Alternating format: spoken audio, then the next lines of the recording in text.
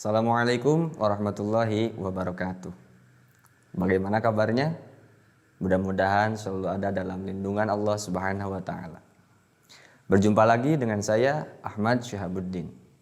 Pada kesempatan sebelumnya, saya sudah memperkenalkan apa itu ilmu shorof dan tujuan daripada mempelajari ilmu shorof.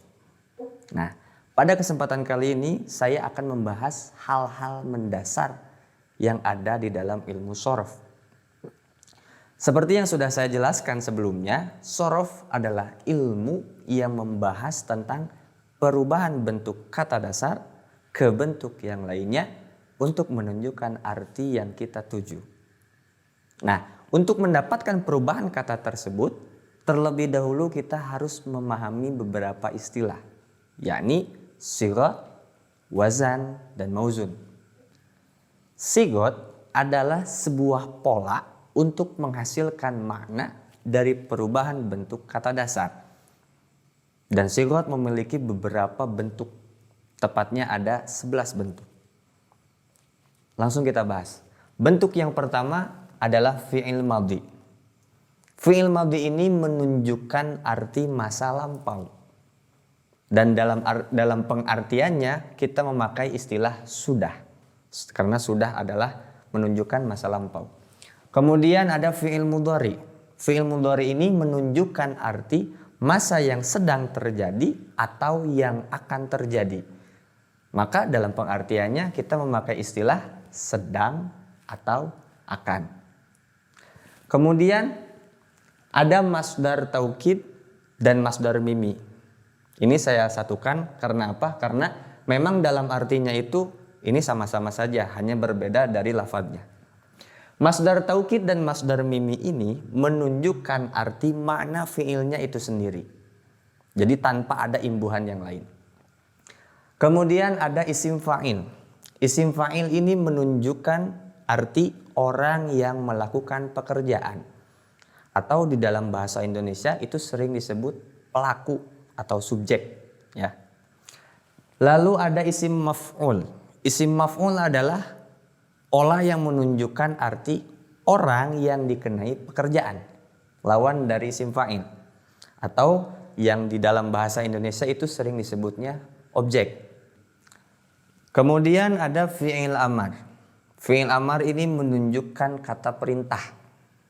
Maka dalam pengertiannya kita memakai istilah harus. Harus itu berarti perintah. Lalu ada fi'il nahyi. Fi'il nahyi ini menunjukkan arti larangan, lawan kata dari fi'il amar. Berarti dalam pengertiannya kita memakai istilah jangan. Kemudian ada isim makan. Isim makan ini menunjukkan arti tempat kejadian. Lalu ada isim zaman. Isim zaman menunjukkan arti waktu. Sesuai katanya ya, zaman itu waktu. Dan yang terakhir ada isim alat. Dan ini menunjukkan arti alat. Nah, selanjutnya ada beberapa istilah lain yang memang harus difahami, yakni istilah wazan dan mauzun. Apa itu wazan? Wazan adalah sebuah pola dasar yang terdiri dari 3 huruf asli, yakni fa fi'il, ain fi'il, dan lam fi'il, fa'ala. Yang nantinya wazan ini akan menjadi acuan dari beberapa kalimat lain di dalam bahasa Arab. Sedangkan mauzun itu adalah kalimat-kalimat lain selain wazan berarti yang mengikuti pola wazan. Bisa dipahami ya antara wazan dan mauzun. Jadi bisa kita sebutkan wazan itu adalah acuan dan mauzun itu adalah kalimat yang mengikuti acuan tersebut. Bisa dipahami? Mudah-mudahan paham. Oke, langsung kita ke pembahasan. Di sini ada contoh-contoh wazan yang sudah dimasukkan ke dalam sigot-sigot ini. Yang pertama fi'il madhi, kita lihat fa'ala. Nah, berarti ini fa'ala menjadi sigot fi'il madhi yang memiliki arti masa lampau, yaitu sudah. Kita ambil contoh fa'ala artinya mengerjakan. Berarti fa'ala sebagai fi'il madhi artinya sudah mengerjakan. Begitu. Kemudian fi'il mudhari dari fa'ala menjadi yaf'ulu, ya. Bisa dilihat perubahannya dari fa'ala menjadi yaf'ulu. Yaf'ulu ini berarti sigatnya adalah fi'il mudhari. Artinya kalau tadi sudah mengerjakan, kalau ini sedang atau akan mengerjakan. Paham ya? Kemudian masdar taukidnya adalah fa'lan. Dan masdar miminya maf'alan. Cuma ini ditambahi huruf wawu ya, karena sama-sama masdar. Fa'lan dan maf'alan ini menunjukkan arti makna fi'il. Berarti kalau tadi sudah mengerjakan, sedang atau akan mengerjakan, kalau ini adalah pekerjaan. Bisa dipahami? Kemudian ada isim fa'il. Di sini isim fa'ilnya adalah fa'ilun. Di dalam sigot ini memakai kata fahuwa ya. Fahuwa fa'ilun. Fa'ilun ini artinya orang yang mengerjakan. Oke? Lalu isim maf'ul.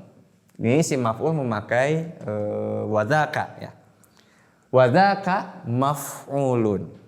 Artinya berarti orang yang dikenai pekerjaan.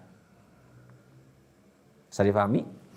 Lalu fi'il amarnya uf'ul. Uf'ul ini artinya berarti harus mengerjakan. Lanjut, la taf'ul. La taf'ul ini artinya menjadi jangan mengerjakan atau jangan melakukan. Kemudian isim makan. Isim makan ini menunjukkan arti tempat, berarti artinya tempat mengerjakan. Lalu isim zaman waktu, berarti waktu mengerjakan. Dan yang terakhir isim alat, berarti alat untuk mengerjakan. Seperti itu. Oke, agar bisa memahami lebih dalam lagi, kita buat satu contoh kata yang lain. Berarti itu disebutnya mauzun ya. Kita ambil contoh nasoro. Nah, ini mauzun kan? Mauzun tadi mengikuti wazan. Berarti tinggal ikuti wazannya. Apakah dari segi harkat dan dari segi bentuknya ya. Nasoro ini berarti fi'il madhi. Dan fi'il madhi itu menunjukkan arti masa lampau. Berarti kalau nasoro menolong, ketika masuk ke fi'il madhi artinya menjadi sudah menolong. Lalu fi'il mudhari'nya fa'ala yaf'ulu, berarti nasoro yansuru. Tinggal disamakan saja. Fa'ala, nasoro, yaf'ulu, yansuru. Yansuru ini fi'il mudhari, artinya sedang atau akan. Berarti sedang atau akan menolong. Lalu ada masdar taukid. Bagaimana masdar taukidnya? Tinggal disamakan. Berarti kalau fa'ala yaf'ulu fa'lan, nasoro yansuru, nasron. Ya, nasron ini kan masdar taukid ya. Masdar taukid menunjukkan makna fiilnya itu sendiri. Berarti nasron itu artinya pertolongan. Dari sudah menolong, sedang atau akan menolong, nasron pertolongan. Sama dengan mansoron ya. Wa mansoron.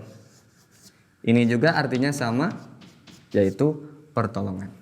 Kemudian isim fa'ilnya bagaimana? Tinggal disamakan lagi. Fahuwa fa'ilun. Kalau dari nasoro berarti fahuwa nasirun. Berarti artinya bagaimana? Orang yang menolong. Karena ini isim fa'il menunjukkan orang yang melakukan pekerjaan. Berarti kalau fahuwa nasirun artinya adalah orang yang menolong. Lalu isim maf'ulnya tinggal disamakan. Wadzaka mansurun. Wadzaka mansurun artinya orang yang ditolong. Bisa dipahami ya? Fahuwa nasirun, orang yang menolong. Wadzaka mansurun, orang yang ditolong. Lalu fi'il amarnya uf'ul berarti unsur. Nah, menunjukkan kata perintah, berarti ini artinya harus menolong. Kemudian la taf'ul, maka di sini la tansur. Artinya jangan menolong. Isim makan maf'alun berarti menjadi mansorun. Nah, ini artinya berarti tempat menolong. Lalu isim zaman sama dengan isim makan. Mansorun artinya waktu menolong. Dan yang terakhir isim alat mif'alun berarti menjadi minsorun. Dan artinya alat menolong. Ya. Mansorun tempat menolong, mansorun waktu menolong, minsorun alat menolong. Seperti itu kurang lebih sirah. Nah, kurang lebih seperti itulah pembahasan tentang sigat, ya. Jadi fa'ala fi'il madhi diikuti mauzunnya nasara, yaf'ulu fi'il mudhari diikuti mauzunnya yansuru, fa'lan masdar taukid diikuti mauzunnya nasron, wa maf'alan masdar mimi diikuti mauzunnya wa mansoron, fahuwa fa'ilun isim fa'il diikuti mauzunnya fahuwa nasirun, isim maf'ul wa dzaka maf'ulun wa dzaka mansurun, fi'il amar uf'ul unsur, fi'il nahyi la taf'ul la tansur, isim makan maf'alun mansurun, isim zaman maf'alun mansurun, isim alat mif'alun minsorun. Itu contoh dari wazan dan salah satu mauzun, ya.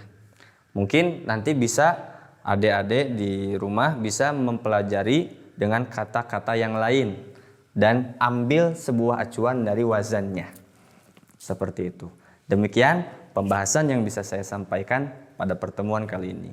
Tetap belajar, jaga kesehatan dan meminta perlindungan kepada Allah Subhanahu wa taala. Kurang lebihnya saya mohon maaf. Wallahu a'lam bishawab. Wassalamualaikum warahmatullahi wabarakatuh.